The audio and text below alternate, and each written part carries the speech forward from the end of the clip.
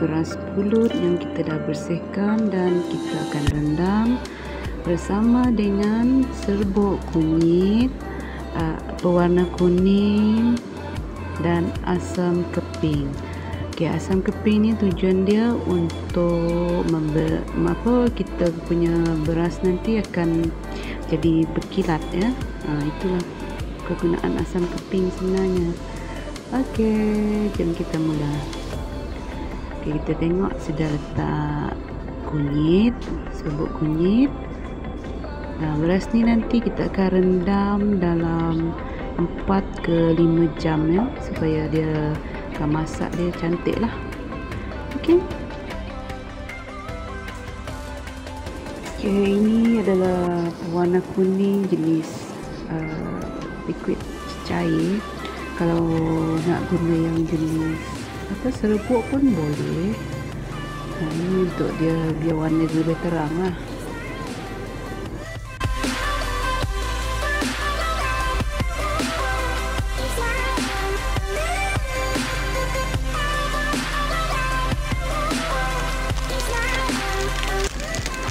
Okey, sekarang warna pun dah cantik, dah kuning. Bolehlah kita masukkan asam keping. Letak je macam tu. Kemudian kita rendam dalam 4 ke 5 jam. Nak semalam pun boleh, tak ada masalah.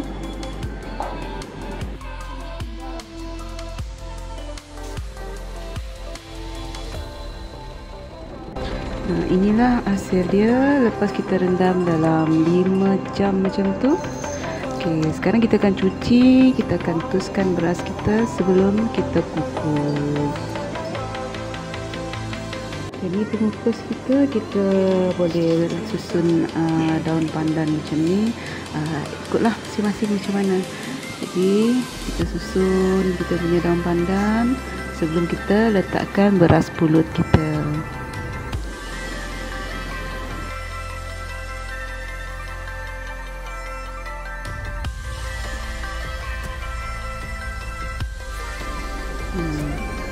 Masukkan beras, tuang beras di dalam pengukus kita agak-agak lah, yang mana sesuai, yang mana secukupnya dulu. Jangan letak banyak sangat, nanti tak sekata pula masak dia. Kita letak sikit-sikit, kita tengok. Okey, kalau dah cukup kita akan kukus.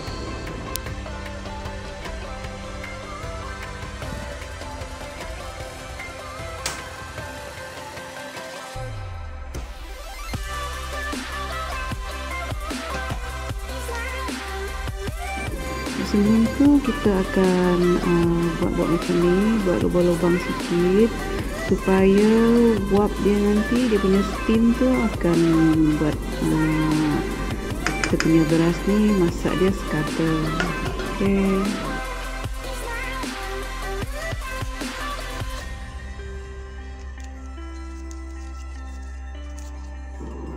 Tambah lagi kita punya daun pandan supaya nasi nanti akan jadi lebih harum.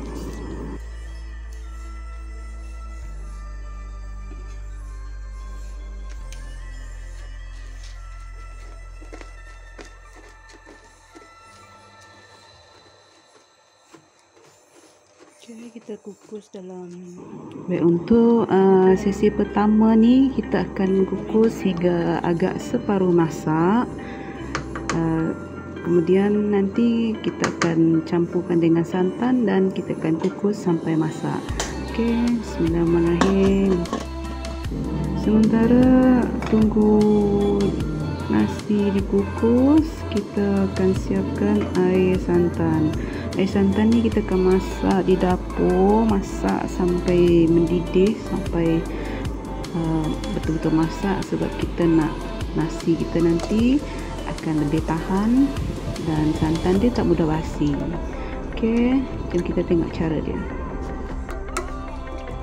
Mula-mula kita akan masukkan 1 liter santan pekat, santan kotak pun boleh, santan segar pun boleh, ikutlah mana yang ada. Okey, Okey, air dia kita akan tambah dalam 700 ml macam tu. Sebab kita tak nak dia terlalu pekat, kita akan tambah air dan garam supaya sebab untuk tambah rasa lemak-lemak masin kita punya nasi tu nanti. Okey.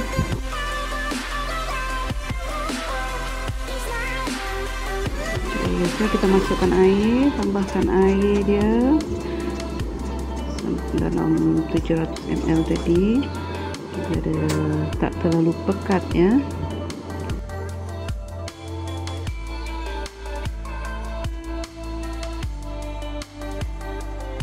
Masukkan garam dan gula secukupnya.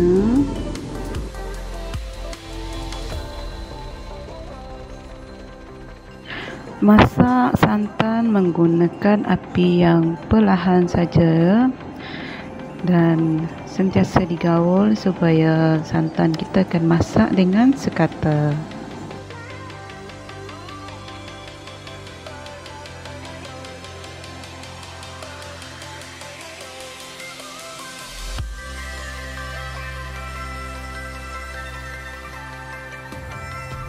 Step seterusnya, kita akan gaulkan nasi kita bersama dengan air santan. Nasi pulut ni kita masak separuh masak dulu. Kemudian kita akan gaul bersama air santan yang kita dah masak tadilah. Gaul sebati, campur dengan santan tadi dan kita akan kukus balik. Okey, tengok step dia.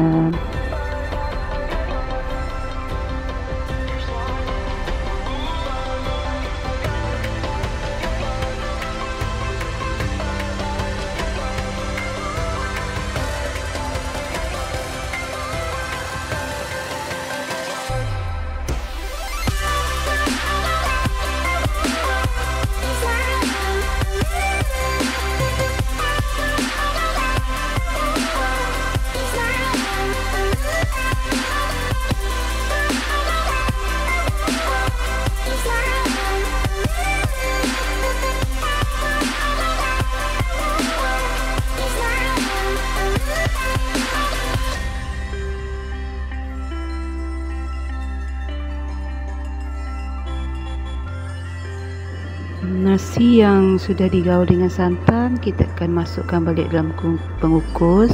Kita akan kukus semula sampai betul-betul masak. Tadi dia belum masak sangat, dalam setengah masak macam tu. Lepas tu kita akan campur santan dan kita akan kukus balik sampai dia betul-betul masak. Okay, step ni kita akan ulang sampai nasi yang dalam pengukus tu habis digaul dengan santan ya.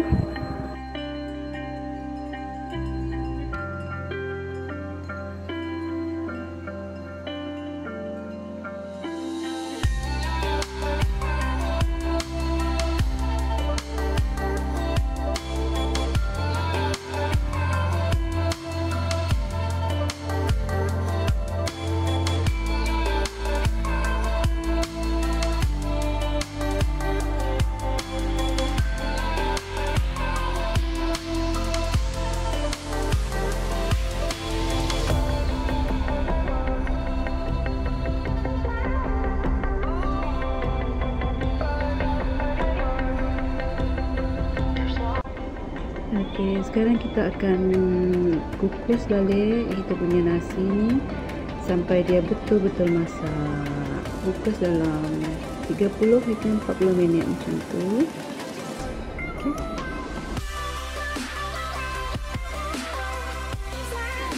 Okey, nasi ataupun pulut kuning kita sementara tengah masak, kita akan masak daging masak hitam. Biasanya daging masak hitam ni memang sinonim lah ataupun memang sesuai untuk kita makan dengan pulut kuning. Okay, cara dia simple saja. This is the very simple methods yang kita pakai untuk buat daging masak hitam. Jangan lupa kita tengok step dia macam mana. Okay, tengok sampai habis tau. Mula-mula kita akan tumis kita punya rempah tumis seperti ini. kemudian kita akan masukkan serai. Kita tumis serai dulu. Okey, tumis sampai naik bau.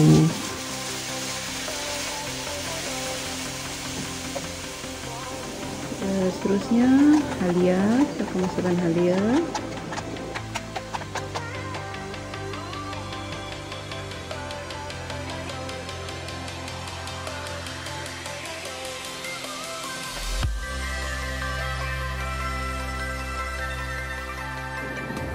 Kemudian bawang merah dan bawang putih, masukkan semua. Kita tumis hingga semuanya tercampur dan naik bau.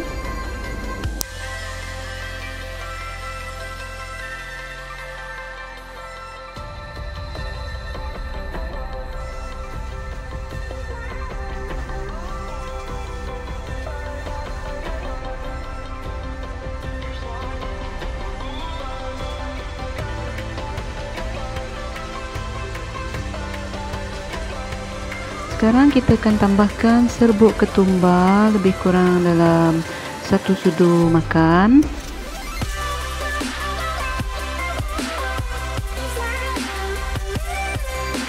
Diikuti dengan serbuk jintan putih dan jintan manis. Sama-samalah 1 sudu makan kita tambah.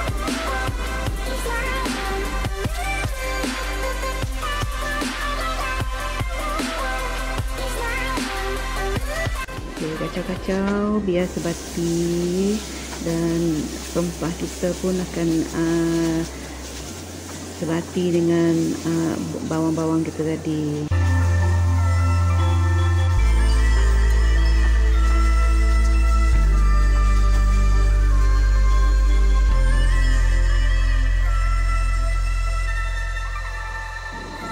Jangan lupa tambah lada hitam, sedikit lada hitam supaya daging kita akan lebih harum dan sedap.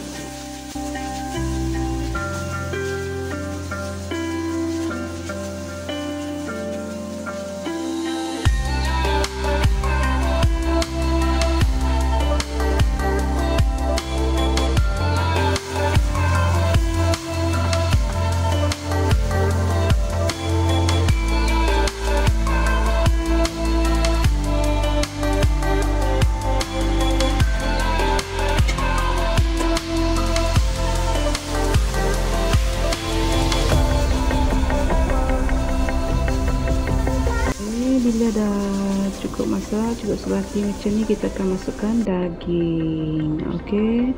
Sebelum tu daging ni kita akan perap bersama dengan kicap masin dan kicap manis dalam 2 ke 3 jam supaya dia akan nampak hitam lah. Okey, macam ni.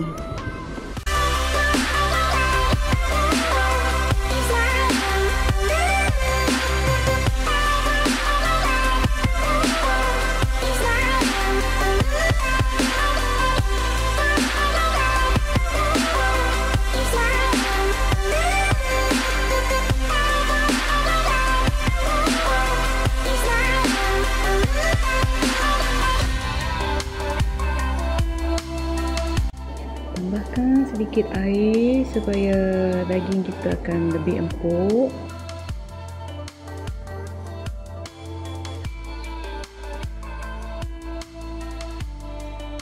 Sekarang kita boleh masukkan kicap manis.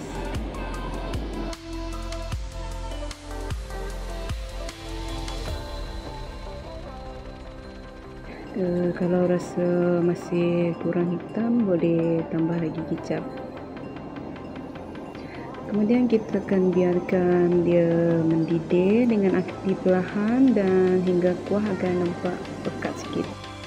Okey, nampaknya daging masak hitam kita pun dah siap. Okey, nanti bolehlah hidang dengan pulut kuning. Thank you for watching. Baiklah, sekian video kita pada kali ini. Jangan lupa like dan subscribe channel Aisyah's Daily. Okey, jumpa lagi di video seterusnya. Terima kasih. Assalamualaikum.